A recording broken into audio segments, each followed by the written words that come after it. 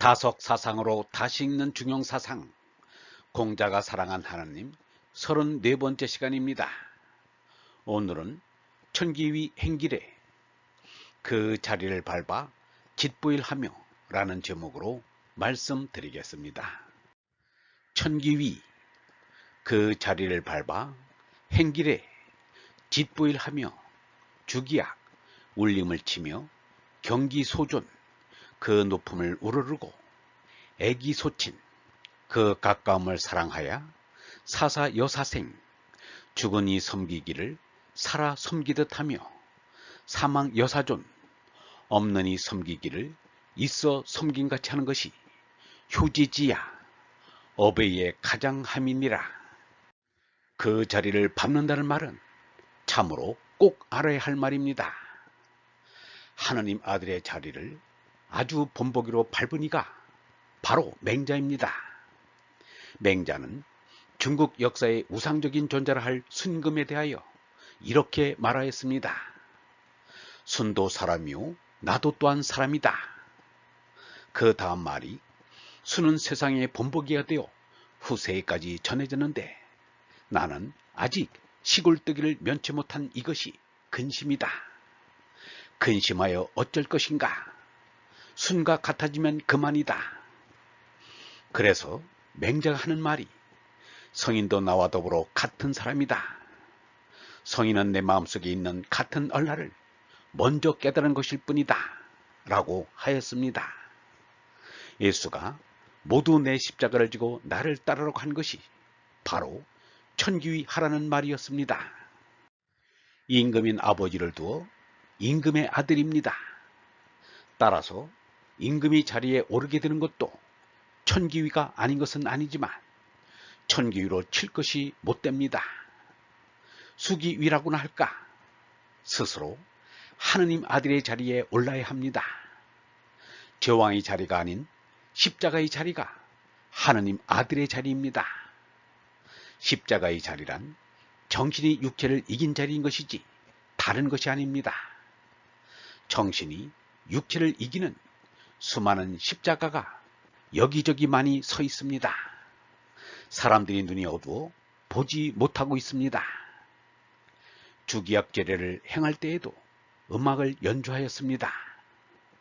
예배 볼 때 찬송가를 찬벌가를 부르는 것도 그것입니다.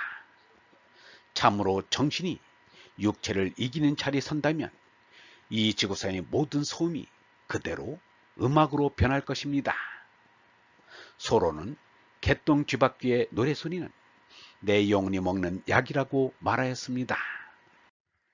여기서는 선왕의 높음을 공경하고 그 친함을 사랑하는 것입니다. 그러나 십자가의 자리에 선 이는 예수와 석가를 공주와 노자를 높이며 가까이 할 것입니다. 중용에 예수 석가 노자가 왜 나오느냐고 하는 고루한 유생이 없지 않겠지만 맹자가 말하기를 군자는 또한 인일 뿐이지 같을 필요가 있는가 라고 하였습니다. 사람이 죽은 다음 땅속에 묻히기 전에는 살아하고 땅속에 묻히면 망이라고 합니다. 그래서 보통은 붙여서 사망이라고 합니다. 몸나로는 죽어 없어진 이를 얼라로 살아계신 이로 받드는 것이 지극한 효도라는 것입니다. 그런데 여기에서 생각을 분명하게 해야 합니다. 사람의 몸나는 죽어 없어지고 얼라는 영생한다는 것입니다.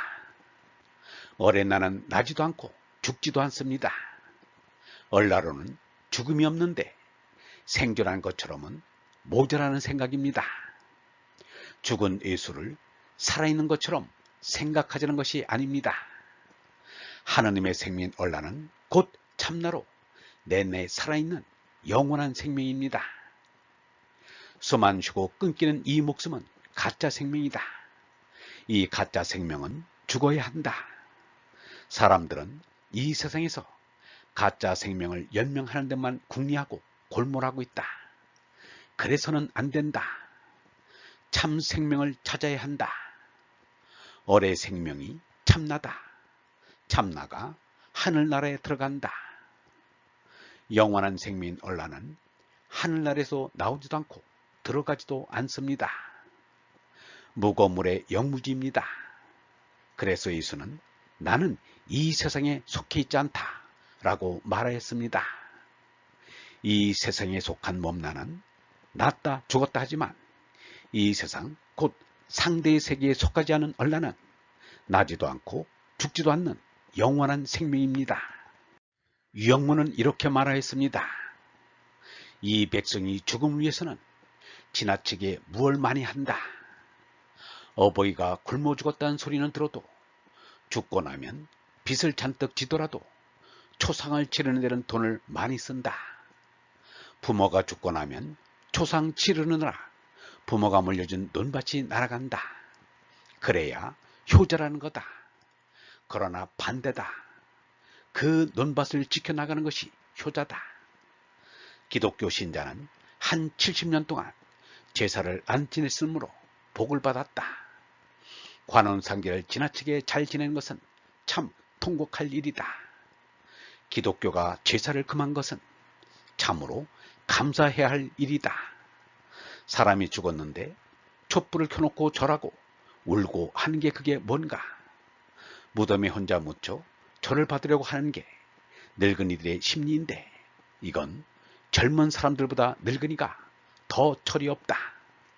40억 인구가 한 군데 묻히면 친목도 되고 좋을 것이다. 이집트에서 미라가 돼서 무슨 일이 있었으며 무슨 일을 받길래 그렇게 무덤에 마음을 쓰는가?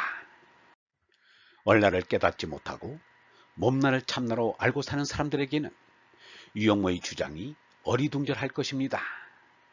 그러나 몸나에서 얼라로 손난 이에게는 너무도 당연하고 현명한 생각임을 압니다. 죽어서는 안 될 것이 죽는다고 생각하는 비통함과 죽을 것이 죽는 것은 시원하다고 생각하는 것은 그야말로 천양의 차이가 있기 때문입니다. 유영모의 생명관을 듣고 깊은 깨달음이 있어야 합니다. 그리하여 이제까지 착각에서 깨어나 정각을 얻어야 합니다. 사람의 몸은 60조가 넘는 세포로 되어 있습니다. 그 세포 하나하나에 독립된 생명이 있어 생겨서는 죽습니다. 7년이면 온몸의 세포가 싹 갈립니다. 내 몸의 세포끼리 먼저 죽은 세포를 죽었다고 남은 세포들이 섭섭해하며 그 세포의 죽음을 놓고 정중하게 장사 지내고 애국하고 그 죽은 날에 제사까지 지낸다면 나로서는 그 광경을 어떻게 보아야 할 것인가? 그 세포들이 쓸데없는 짓을 하고 있다고 생각할 것입니다. 세포의 죽음을 나의 죽음으로 생각하지 않을 뿐 아니라 그 세포들이 나고 죽는 신진대사를 계속함으로써 내 몸의 생명이 이어집니다. 몸나라는 개체 생명은 전체 생명에 있어서는 하나의 세포에 지나지 않습니다.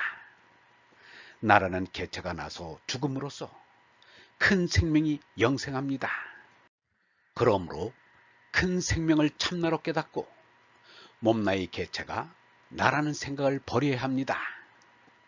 그리하여 놀랍게 나서 기쁘게 죽어야 합니다. 그런데 야단스럽게 장례를 치르고 떠들썩하게 제사를 지내는 것은 생각해 볼 일입니다. 오히려 영원한 생명을 생각하며 몸나이 나고 죽음이 아무것도 아닌 헛것임을 깨닫는 기회로 삼아야 합니다. 개체의 죽음은 죽음이 아닙니다. 영생의 부활인 것입니다. 예수와 석가가 보여준 것이 그것입니다. 개체의 몸 생명에서 전체의 얼생명으로 부활하였던 것입니다. 예수가 개체의 몸 생명에서 다시 개체의 몸 생명으로 부활하였다면 그것은 있을 수 없는 일이요 있어서도 안 될 일입니다.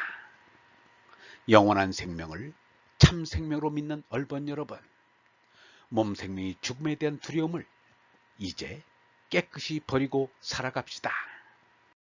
영성신학원 다석 아카데미의 하늘소리였습니다.